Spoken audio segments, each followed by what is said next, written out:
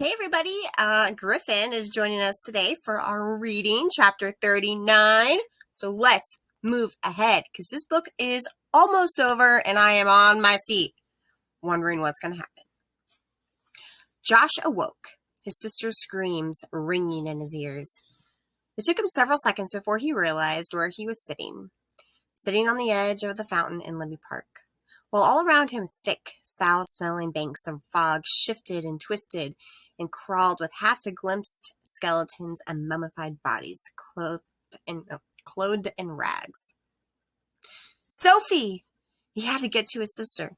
To his right, in the middle of the gray-black fog, green light sparkled and silver flared, briefly illuminating the mist from within, casting monstrous shadows. Sophie was there, Flamel and Skathatch, too, fighting these monsters. He should be with them. He came shakily to his feet and discovered Dr. John Dee standing directly in front of him. Dee was outlined in a sickly yellow aura. It sparkled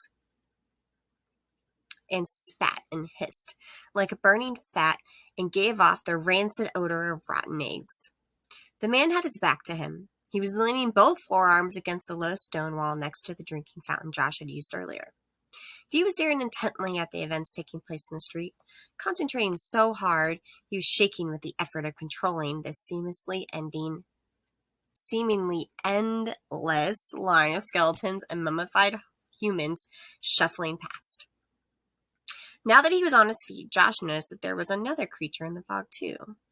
He could see the remains of bears and tigers, mountain cats and wolves.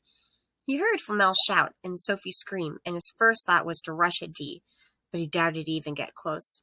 What could he do against this powerful magician? He wasn't like his twins. He had no powers, but that didn't mean he was useless. Sophie's scream sent out a shock wave of icy air that shattered the saber-toothed tiger to powder and knocked back the nearest skeletons. The huge bear crashed to the ground, crushing a dozen skeletons beneath its bulk. The blast of air had also cleared away a path of fog, and for the first time, Sophie realized the enormity of what they were facing. There weren't dozens, or even hundreds. There were thousands of the Old West's dead marching down the street toward them. Dotted through the mass were the bony remains of the animals that had hunted in the surrounding mountains for centuries. She didn't know what else to do. The final use of magic exhausted her, and she slumped against Skathatch, who caught her in her left arm while holding one sword in her right hand. Flamel climbed tiredly to his feet. Using magic had drained his reserves of energy as well, and even in the past few minutes he had aged.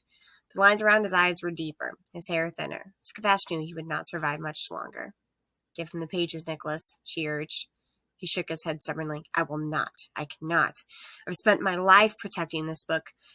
He who retreats lives longer, she reminded him. He shook his head. Flamel was bent over, breathing in great heaving gulps of air. His skin was deathly pale, with 2 spots of a naturally bright red on his cheeks. This is the exception, Skathatch. If I give him the pages, then I've condemned all of us. Perry, too, and the entire world, to destruction. He straightened and turned to face the creatures for what they all knew would be the last time. Could you just get Sophie away from here? Skathatch shook her head. I cannot fight them and carry her. Could you get away on your own? I could fight my way out, she said carefully. Then go, Scatty. Escape. Go to the elders. Contact the immortal humans. Tell them what happened here. Start fighting the dark elders before it's too late. I'll not leave you and Sophie here, Skathatch said firmly. We're in this together to the end, whatever that may be. It's time to die, Nicholas Flamel, Dee called out of the gloom. I'll make sure to tell Purnell about this moment in every little detail. A rustle ran through the mass of skeletal human and animal bodies, and then, as one, they surged forward. And a monster came out of the fog, huge and black, howling savagely with 2 huge yellow-white eyes and dozens of smaller eyes blazing. It drove straight through Libby Park Fountain, crushing it to powder, shattering the ornamental vases, and bore down on Dr. John Dee. The necromancer managed to fling himself to one side before the black Hummer crashed into the wall, pounding it to dust. It struck nose down against the remains of the wall, black wheels caught in the air, engine screaming. The door opened, Josh climbed out and carefully lowered himself to the ground. He was holding his chest where the seatbelt had cut into him.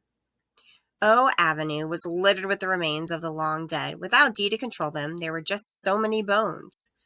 Josh staggered into the street and picked his way through the bones and scraps of cloth. Something crunched beneath his feet, but he didn't even look down. Suddenly, the dead were gone. Sophie didn't know what had happened. There had been a tremendous roar, a scream of tortured metal, and a crunch of stone, and then silence. And in the silence, the dead that had fallen down like wind-blown grass. What had Dee summoned now? A shape moved into the twisting fog. Flamel gathered the last of his energy into a solid sphere of green glass. Sophie straightened and tried to muster the dregs of her energy. Skathatch flexed her fingers. She'd once been told that she'd die in an exotic location. She wondered if O-Town in Ventura County qualified as exotic enough. The shape loomed closer. Flamel raised his hand. Sophie gathered the winds, and Skathatch lifted her notched sword. Josh stepped out of the night. "I've wrecked the car," he said. Sophie screamed with delight. She ran to her brother, and then her scream turned into one of horror. The skeletal bear had risen from the ground behind him, paws poised to strike. Skathatch moved, hitting Josh hard, shoving him out of the way, and sent him tumbling into a mess of bones. The warrior's swords parried the bear's sweeping blow, sparks blinking in the fog. She struck out again, and a bear claw as long as her hand tumbled through the air. One by one, the skeletal animals were climbing to their feet. Two huge wolves, one little more than bones, the other merely shriveled flesh, loomed out of the fog. "This way, here, this way." The witch's voice sounded flatly across the street, and a rectangle of light from an open door lit up the night. With Skye supporting Flamel and Josh half carrying his twin, they raced across the street toward the shop. The Witch of Endor was standing in the doorway, looking blindly into the night, an old-fashioned oil lantern held high. "We've got to get you out of here." She pulled the door close and pushed the bolts home. "That won't hold up long," she muttered. You said you had no powers left," Sophie muttered. "I don't." Dora flashed a quick grin, revealing perfect white teeth. "But this place has." She led them through the shop into a tiny black room. "Do you know what makes O-Town special?" she asked. Something thumped against the door, and all the glassware in the shop had rattled and tinkled. "It is built on an intersection of Lee lines." Josh opened his mouth and was actually forming the word Lee when his sister spoke. "Lines of energy that crisscross the globe," Sophie whispered in his ear. "How do you know that?" "I don't know. I guess the witch taught me. Many of the most famous buildings and ancient sites across the world are built where there are Lee lines that meet."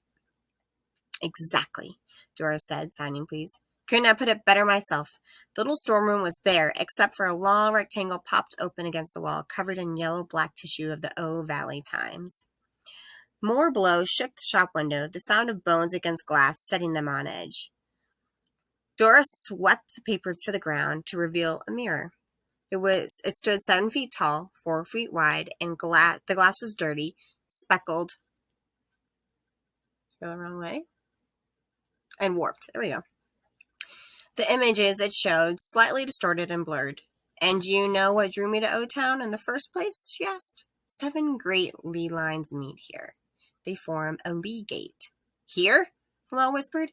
He knew about Lee lines and had heard about the Lee gates used by the ancients to travel across the world in an instant. He hadn't thought any still existed. Dora tapped the ground with her foot. "Right here. And do you know how to use a Lee gate?" Flamel shook his head. Dora reached for Sophie. "Give me your hand, child." The witch took Sophie's hand and put it to the glass. "You use a mirror." The mirror immediately came to blazing life, the glass flaring silver and then clearing. When they looked into the glass, it no longer showed their reflections, but rather the image of a bare, cellar-like room. "Where?" Flamel asked. "Paris," Dora said. "France?" he smiled. "Home." Without hesitation, he stepped right through the glass. Now they could see him within the mirror. He turned and waved them through. "I hate Lee gates," Scotty muttered. "Make me nauseous." She hopped through the gate and rolled to her feet beside Flamel. When she turned back to face the twins, she did look as if she was about to throw up. The skeletal bear lumbered straight through the shop door, ripping it off its hinges. The wolves and the cougars followed. Glassware tumbled, mirrors cracked, ornaments shattered, and as the beasts lumbered about. A bruised and cut D raced into the shop, pushing the skeletal beast aside. The cougar snapped at him, and he smacked it on his snout. If it had eyes, it would have blinked in surprise. Trapped, he called gleefully. Trapped and nowhere to go. But when he stepped into the storeroom, he knew they had escaped him once more. It took him a single breath to take in the tall mirror, the two figures in the glass staring out, the old woman standing next to the girl, pressing her hand to the surface, the boy stood alone, holding on to the frame. Dee instantly knew what it was. A Lee gate, he whispered in awe. Mirrors have always acted as gates. Somewhere at the other end of the Lee line was another mirror linking them. The old woman caught the girl and shoved her through the mirror. Sophie tumbled to the ground at Flamel's feet and then crouched to turn to look back. Her mouth moved, but there was no sound. Josh, Dee commanded, staring at the boy. Stay where you are. The boy turned to the glass. Already the image in the mirror had blurred. I've told you the truth about Flamel, Dee said urgently. All I had to do was to keep the boy distracted for another moment or two, and the mirror would lose its power. Stay with me. I can awaken you, make you powerful. You can help change the world. Josh, change it for the better. I don't know. The offer was tempting. So tempting. But he knew if he sided with Dee, he would lose his sister altogether. Or would he? If Dee awakened him, then they would be alike again. Maybe this was a way he could reconnect with his twin. Look, Dee said triumphantly, pointing to the fading images. They've left you, deserted you again, because you're not one of them. You're no longer important. The mirror flared silver, and Sophie stepped back through the glass. Josh, hurry, she said urgently, not looking at Dee. You came back for me. Of course I did. You're my brother. I'll never abandon you. Then catching his hand, wrapping his fingers around his, she pulled him into the glass, and Dora pushed the mirror, sending it shattering to the floor. Whoops! She turned her face to Dee and pulled off her dark glasses to reveal the mirrors of her eyes. You should go now. You've got about 3 seconds. Dee didn't quite make it out of the shop before it exploded. Woohoo! All right, y'all. We only got 2 chapters left. I'm ready. Are you?